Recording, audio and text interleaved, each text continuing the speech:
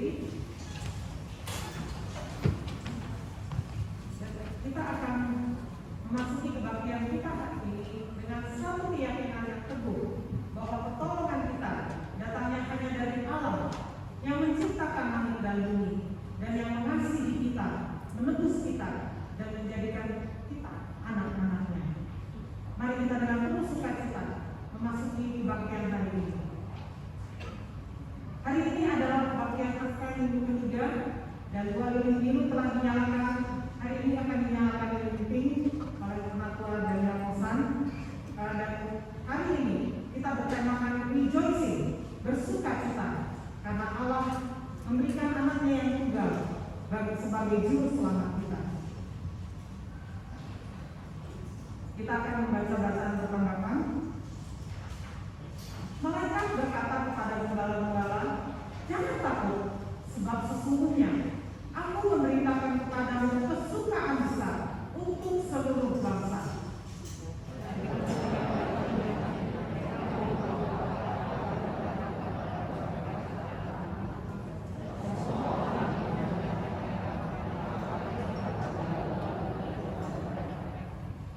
Kamu telah menerima firman itu dengan sukacita yang dikerjakan oleh Roh Kudus.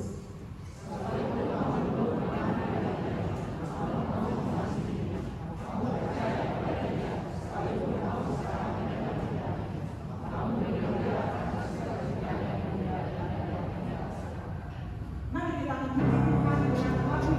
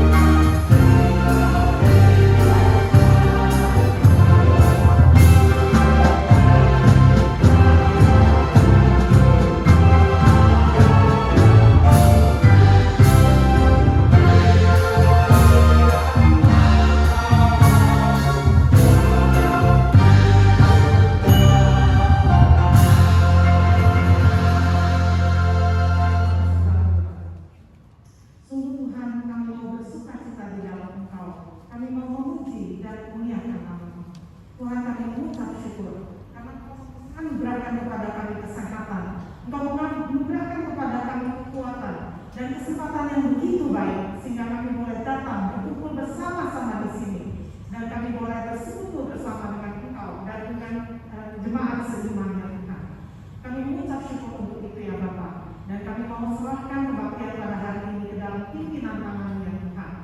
Biar Tuhan pimpin kami boleh memuji dan memuliakan Tuhan dengan sepenuh hati. Karena sungguh hanya Engkaulah Allah yang patut kami puji. Sungguh Engkaulah adalah satu-satunya sumber sukacita sempurna kami ya Tuhan. Dan biarlah Tuhan hari ini kami juga boleh dikuatkan oleh kebenaran firman Tuhan, sehingga kami boleh pulang dengan iman yang semakin berjalan-jalan bagi kemuliaan Tuhan. Tuhan, pada saat ini kami juga mau berdoa untuk saudara-saudara kami Tuhan yang sedang ditimpa bencana alam seperti di Cianjur ataupun juga yang tinggal di dekat Gunung Semeru ya Tuhan. Dan juga banyak tempat-tempat lainnya Bapak yang karena satu dan lain hal kondisi mereka tidak bisa beribadah dalam keadaan yang tenang. Mereka tidak bisa beribadah dalam keadaan suasana yang baik. Tuhan, kiranya Engkau juga memimpin mereka, Engkau menumbuhkan mereka, sehingga di dalam keadaan kondisi apapun mereka juga boleh merasakan Allah yang Immanuel. Mereka juga boleh merasakan sukacita dan damai sejahtera yang bukan berasal dari situasi sekeliling, tetapi hanya berasal dari Engkau saja ya Bapak. Kami juga berdoa untuk keluarga-keluarga yang mungkin baru saja berduka cita karena kehilangan anggota keluarga atau ada hal-hal lain yang menimpa mereka ya Bapak. Biar juga di masa Advent ini mereka juga boleh Tuhan kuatkan, Tuhan pimpin, sehingga juga boleh tetap merasakan damai Natal di tengah-tengah kehidupan dan kesukaran yang harus dihadapi ya Bapak. Kami mau serahkan Tuhan bangsa kami juga ke dalam pemeliharaan tangan Tuhan. Kami tahu ada berbagai teroris yang juga mau mengacaukan keamanan di Indonesia Bapak. Tetapi kami yakin dan percaya Indonesia pun ada di dalam pimpinan tangan Tuhan. Indonesia pun Engkau cintai dan Engkau pimpin ya Bapak. Kami mau serahkan seluruh pemerintahan negara kami dari pusat sampai ke daerah ya Bapak. Dan terlebih kami juga mau Tuhan pakai dimanapun Tuhan menempatkan kami di Indonesia ini. Entah bidang pekerjaan apapun yang kami jalani dan dimanapun kami tinggal. Biar kami juga boleh membawa damai yang daripada Tuhan, boleh membawa Injil yang daripada Tuhan di tengah-tengah masyarakat kami. Terima kasih ya Tuhan. Di dalam nama Tuhan kami Yesus Kristus kami berdoa. Amin. Silakan duduk saudara. Silakan mengatakan bacaan bersama-sama yang diambil dari Zefania 3 ayat 14 sampai 17. Bersorak-sorailah hai putri Sion, berpetik soraklah hai Israel. Bersukacitalah dan beria-rialah dengan segenap hati hai putri Yerusalem.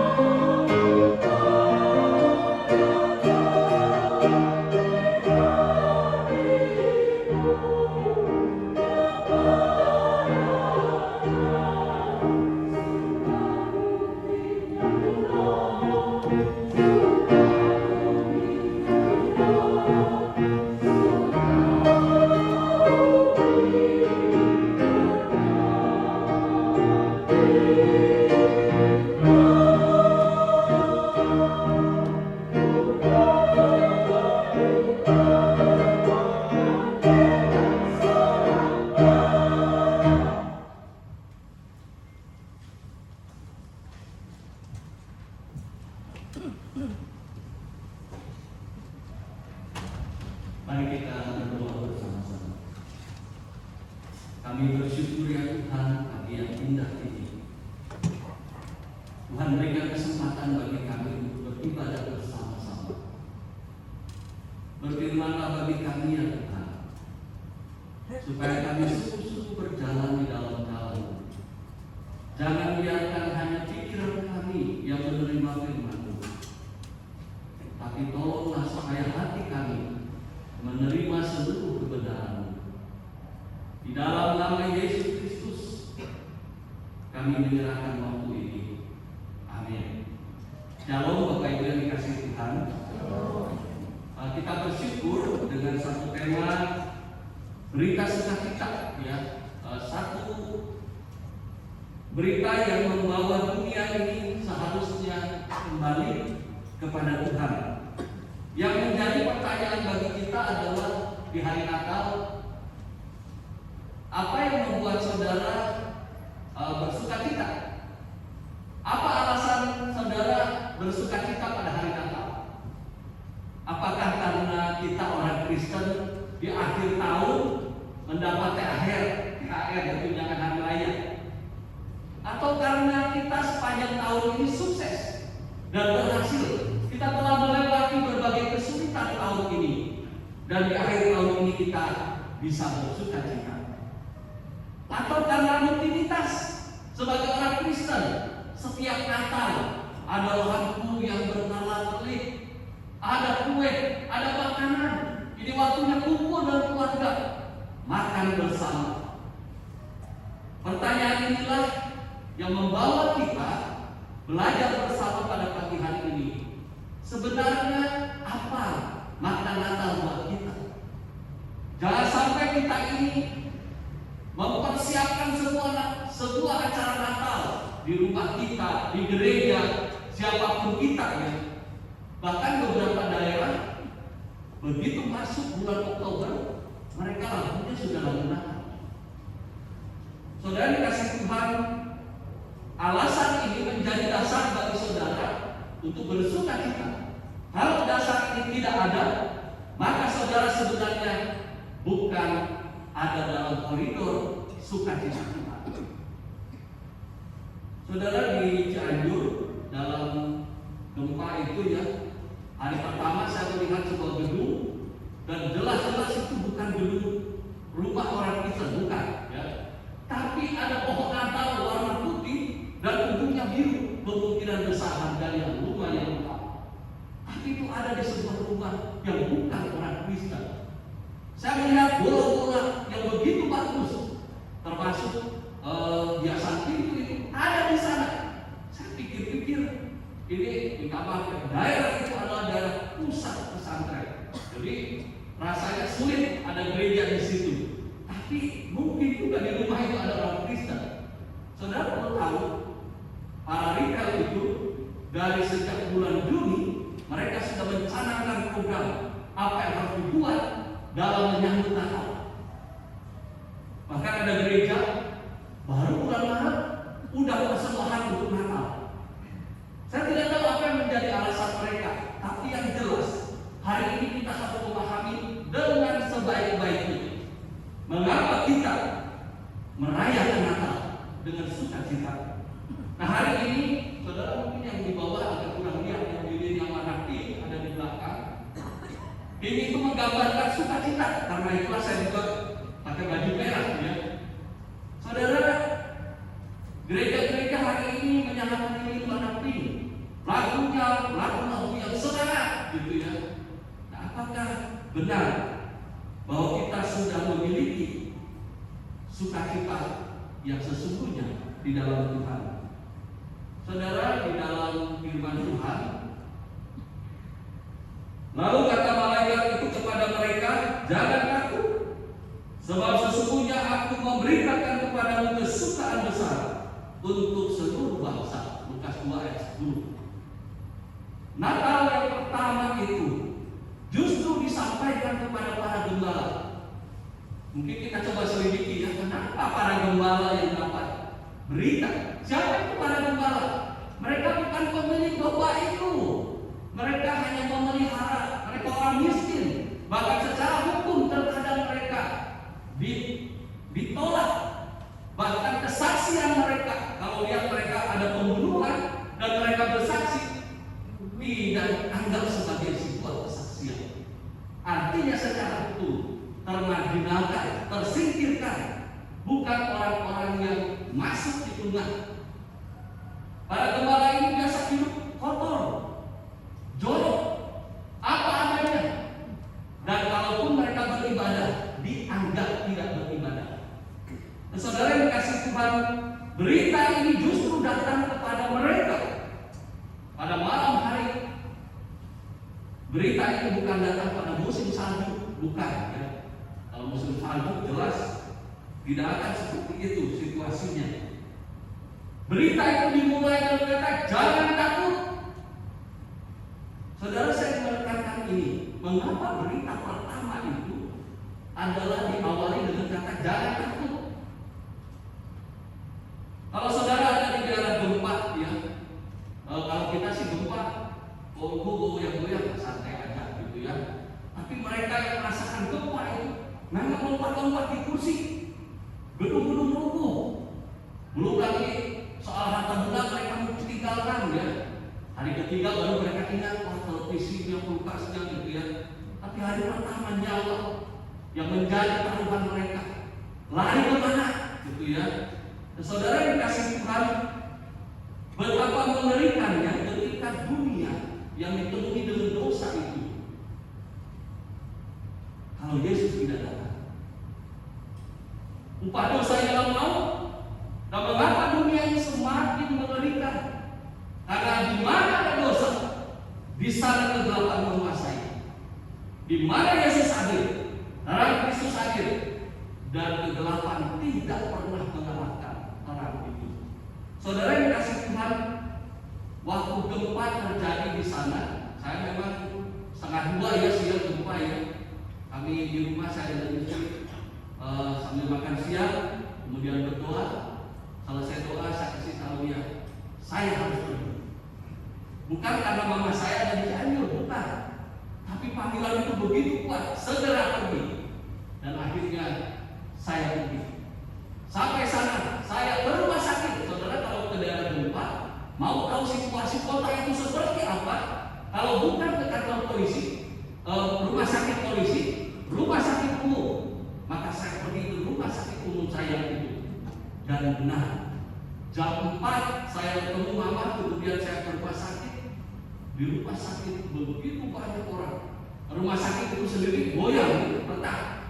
Semua pasien keluar. Dan ditambah lagi sirene yang tidak pernah berhenti. Semua orang yang luka, yang meninggal, dan patah tulang dan sebagainya datang di rumah sakit, dalam mana-mana.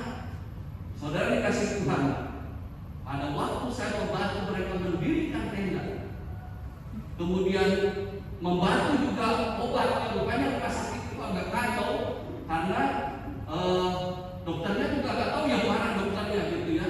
Dan manajemen gempa rupanya mereka tidak pelajari karena selama ini tidak pernah terjadi seperti itu. Semua pasien harus pergi ke gawat darurat. Akhirnya saya sampaikan dengan salah satu pimpinan di situ karena pakai pakaian pegawai negeri ya. Saya bilang seharusnya manajemen gempa tidak seperti ini. Kamu harus pindah di depan.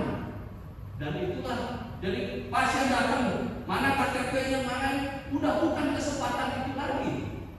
Dan saudara perlu tahu, semua yang terjadi itu hanya bisa tenang dengan kalimat jangan takut. Orang sedang takut kehilangan nyawa. Pada saat situasi seperti itulah dunia yang dikuasai oleh kegelapan. Takut mati, takut dengan masa depan, takut kehilangan, takut penolakan, dan semua ketakutan menjadi bagian kita. Pada saat seperti itu, kalimat ini muncul. Jangan takut. Nah, kalau orang sedang ketakutan, itu jatuh. Memang banyak yang meninggal karena mungkin jatuh atau apa, saya tidak tahu ya. Gempa, nggak duduk-duduk meninggal gitu. Mungkin karena stres atau yang lainnya ya. Jadi saya sampaikan dengan beberapa perawat di situ, saya bilang, jangan kamu takut. Kalau kamu takut, pasien lebih takut lagi. Jadi kamu bangun maju. Dan waktu itu saya memberikan tenda selesai, ada seorang pasien, jelas-jelas ada salib di tangannya.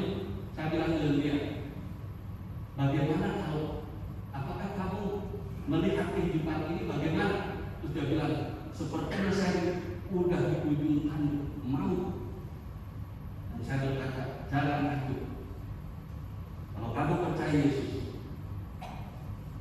Tuhan menyertai.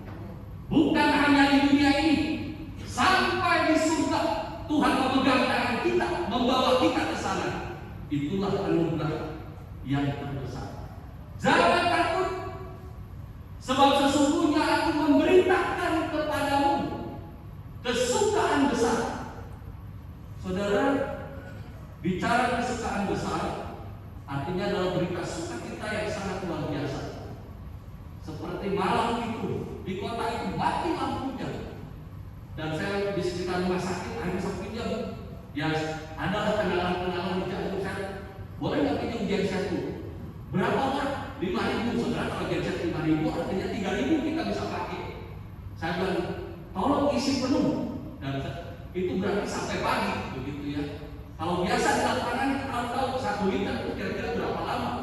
Jadi saya bawa dan saya pasang itu kabel di beberapa tenda di luar rumah sakit, karena pengunjung tidak boleh masuk ke dalam area parkir rumah sakit.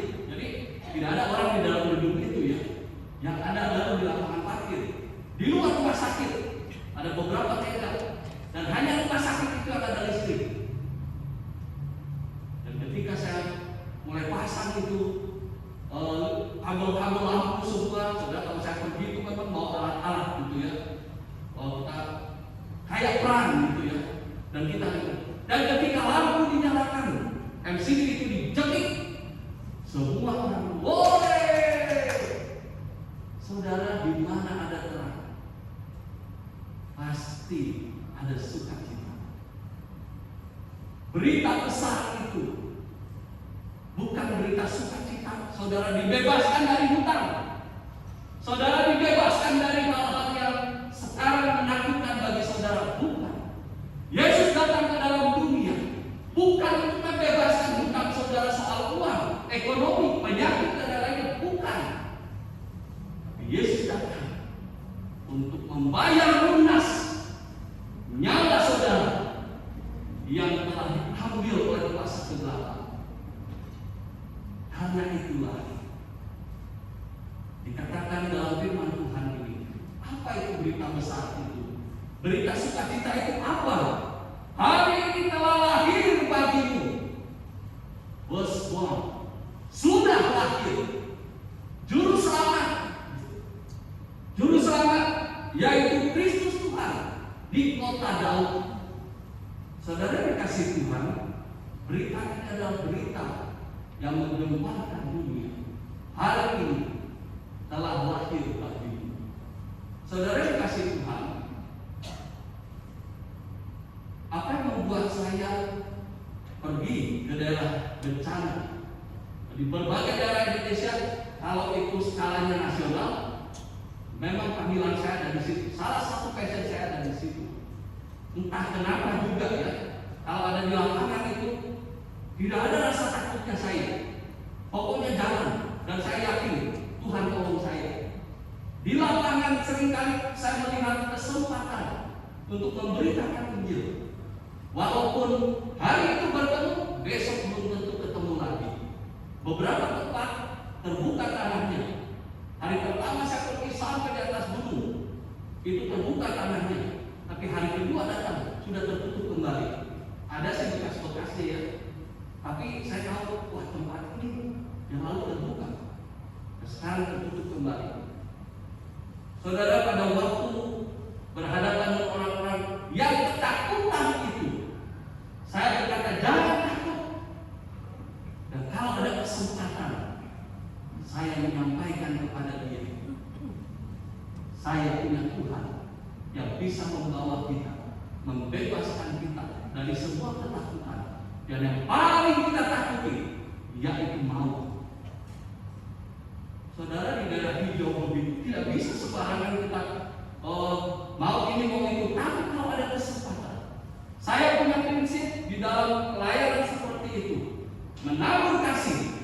menuai jiwa. Tabur kasih menuai jiwa. Bukan berarti semua bantuan ditangani ayat-ayat, tidak sama sekali. Bantuan gereja kita tidak ada, enggak ada. Tapi setiap kali saya datang, karena saya tahu area yang hijau dan ada yang garis tengah, ada yang garis keras dan lain sebagainya. Kalau Gus Durian gampang kita ya, tapi yang lewat dari itu susah. Tapi setiap kali saya datang, saya berkata ini dari gereja, bantuan ini dari gereja. Kalau kalian terima, saya tunjukkan. Kalau kalian tidak terima, saya jawab. Memang ada yang menolak juga, ya. Saudara dikasih Tuhan, hari ini telah lahir bagimu juru selamat, yaitu Kristus Tuhan, yang menjadi pertanyaan buat kita. Apakah Yesus telah lahir di hatimu? Memang Yesus telah lahir di dunia, tapi apakah hari ini engkau menyadari bahwa Yesus telah lahir di hatimu?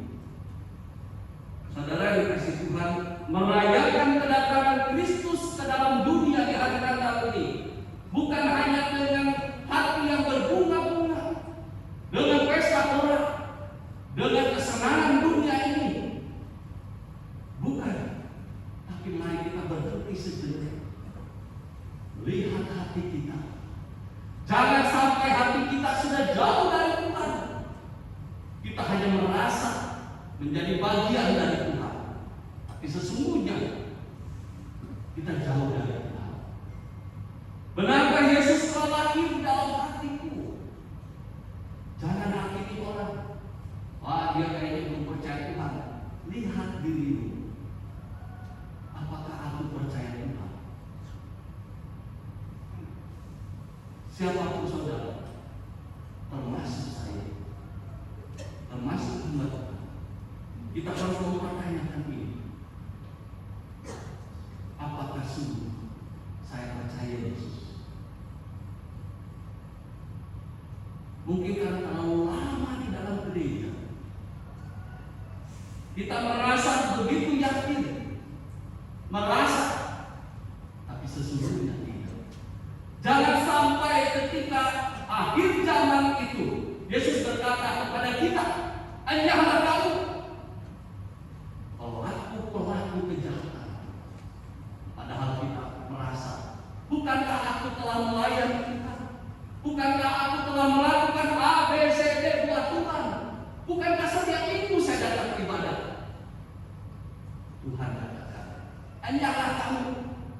Kata enyahlah itu bukan seperti usir ayam, pergi. Tidak. Bahasa yang dipakai adalah kalimat motif. Kalau kita menghardik maling, nggak mungkin maling pergi ya tidak. Kita berteriak, kalau ingin berteriak saya teriak. Mengapa suara saya habis? Karena saya tahu di daerah itu, jangan kamu lewati tempat itu, segera kembali. Saya sudah hadang itu mobil-mobil, jangan pergi ke daerah itu.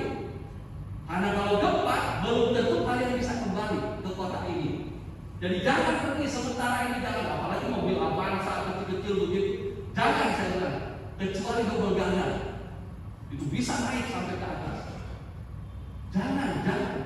Saya berteriak untuk mereka. Akhirnya saya beri fluid supaya memudahkan. Saudara, seringkali Tuhan memberikan sinyal kepada kita. Benar-benarkah kita percaya Yesus? Atau hanya kita merasa? Dan inilah celakanya kita, kalau kita hanya merasa.